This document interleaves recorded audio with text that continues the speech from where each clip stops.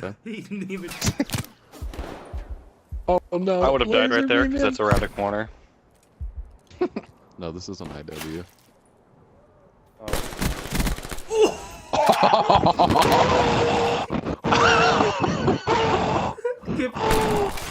Oh no, he's there. Let's go!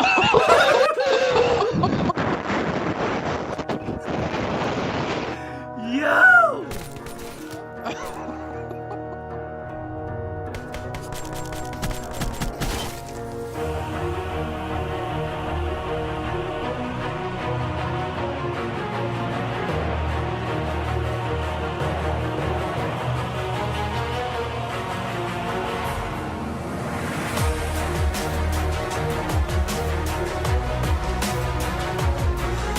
Modern art, men.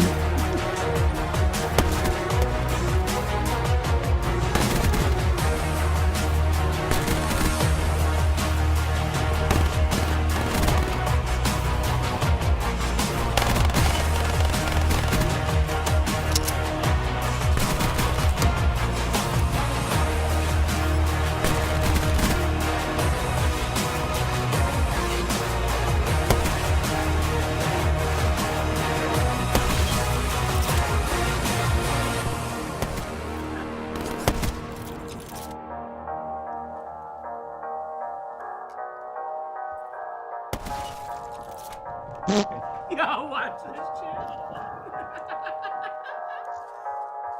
Oh my. Welcome back, guys. My name is Vigilant Resolve. Hope you enjoyed the mini montage with this funny clips thrown in there. But today we're going to be going over how you want to get better at competitive Call of Duty, whether it be playing GBs, playing wagers, trying to get into some tournaments after a little bit, just getting better in general. Honestly, these will all apply to it. I don't want to hear people say, well, you need a scuff and you got to have a good monitor with a 1 millisecond response time and you need G Fuel. None of that stuff actually applies to getting good at the game. Now, everything that you need to get good at the game, you can do by yourself, maybe with a couple friends. Just get them together and you guys can start playing competitive, no problem.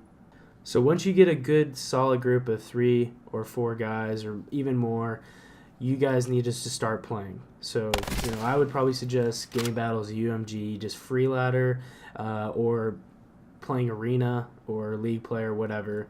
I know that isn't going to apply yet to IW or Modern Warfare Remastered, but just keep in mind if that appears, you guys can start playing that. We play that to warm up on Black Ops 3, at least we did. And what that's going to do, it's going to get you to learn timings, the way people play, the way people challenge, and that's what's going to give you the experience to help you make decisions. And decisions are everything in Call of Duty. So you decide to go left, you decide to go right, you decide to pre-aim an area for a second, you decide, hey, this is not a good winnable gunfight for me, I need to get out of here. And staying alive is one of the biggest things in Call of Duty. If you can stay alive for your teammates, that can win you a round, that can win you an entire game. The next two things I want to group together because I think they are kind of relevant to each other. First thing, you need to learn the maps. Can't stress that enough. Learning bomb sites, knowing where the spawns are, knowing how people like to sit on head glitches around bomb sites, where people would stand, where people plant the bomb from. That is so important for you to gather information about what the other team is doing, and that can absolutely win you games just by knowing, hey, they planted the bomb right here on the right side of the map, so they could possibly be in A, B, or C locations watching the bomb, watching lanes. And the second thing of this part is going to be callouts. Doesn't matter what you call anything on the map, just as long as your team knows what you're talking about without thinking about it. This building right here, we call this building oil, just because it says petroleum on the side. Other people call it cages, some people call it lockers. We call it oil. That's really simple. No one forgets it. That's just the oil building. You say he's in oil, pre-aiming towards green. Boom. Know exactly he's in the doorway facing the cross over onto B bomb site. You know, one of the best ways that I think and my little team of guys has figured out to learn maps and callouts and bomb sites and head glitches and god spots is honestly just you guys play 2v2 in private matches. You're going to try so much different stuff, and it doesn't matter if you win or lose. It's all for fun, but you get to find crazy spots. I mean, you get to find little spots that you can crouch in a corner and back into the wall and no one can see you, and you get to watch an entire lane. And that stuff is crazy little things, you know, you might be able to use once a game or once every couple of games, but it might win you the round, and that's all that matters. And people might say camping is really lame, but S&D, you know, you have to play a little bit slower, you got to play a little bit campier. I don't even want to call it camping, because in S&D it's all going to be strategically based.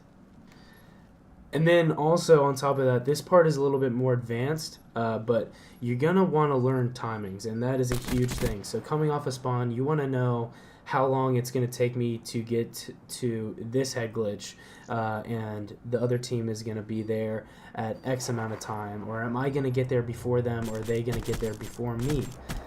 All that stuff is really important, because going into a gunfight, you'll be able to be a little bit more prepared on where they would be at that time, especially off spawn, because it's a set time limit that the game has already started from when they could start and when they could get there. So it's going to be a lot more precise than randomly seeing some guy crossing by a bomb site and then 45 seconds later is thinking, well, maybe he could be here now, or he definitely couldn't be in this part of the map.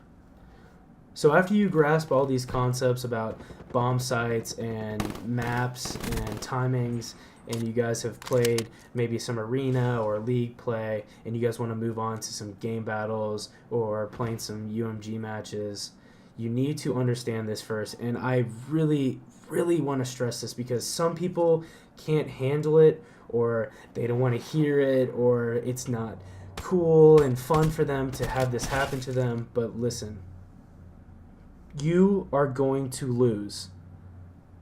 You're going to lose. And I'm not saying you're going to lose every match, but you're never going to win every single match. Now, especially at the beginning.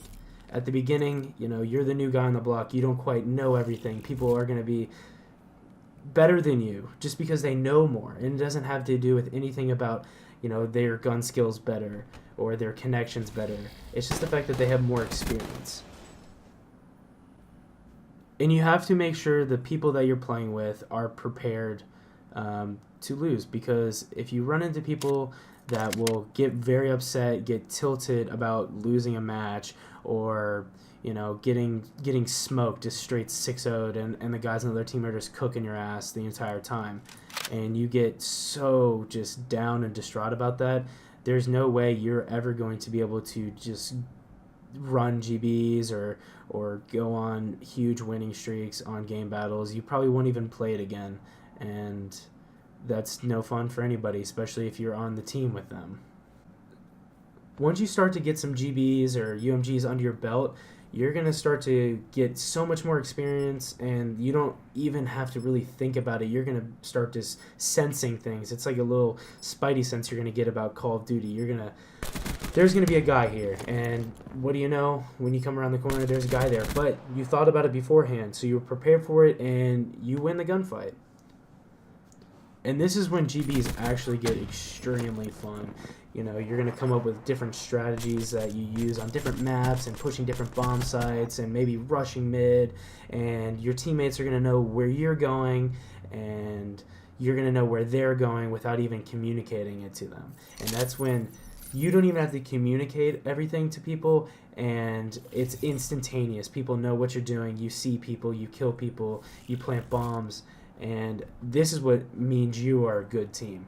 So, to summarize everything I just talked about into getting into competitive Call of Duty, first off, find a good group of guys that are going to be reliable, guys that want to put time in and effort just like you do, and make sure you use your time wisely. So when you're playing, play with a purpose, whether it be getting your shot better, getting better with a certain gun. Focus on that. Perfect practice every time is going to make you play much better when it's on the line. And then after you get all of this stuff done and you have all the fundamentals, that's when you can worry about, well, maybe I should get a scuff. Should I get Astros? Do I need to get a new monitor? And this is when you should focus on maybe getting that. Or is my sensitivity too high? Like the actual little tiny things or the tools that are going to make you play just that little bit better to be better than someone else. Alright, so, you know, I'm not Formal, I'm not Scump, I'm not JCap, I'm not Aches, but this is what I think really will get you into competitive Call of Duty for the future. So if you guys like the video, please leave a like. If you guys want to subscribe to see some more content like this, I'm going to be going into a little bit more depth on a competitive Call of Duty in the next couple of days. But anyways, guys, that's my 2 cents. Peace! Going top the chart before I fucking die. Swim through liquor, watch me drown. Lifestyle of a rock star, I am bound. I want it all. Unlimited bras to fucking them styles. Working so hard, so I can drive $1 million car.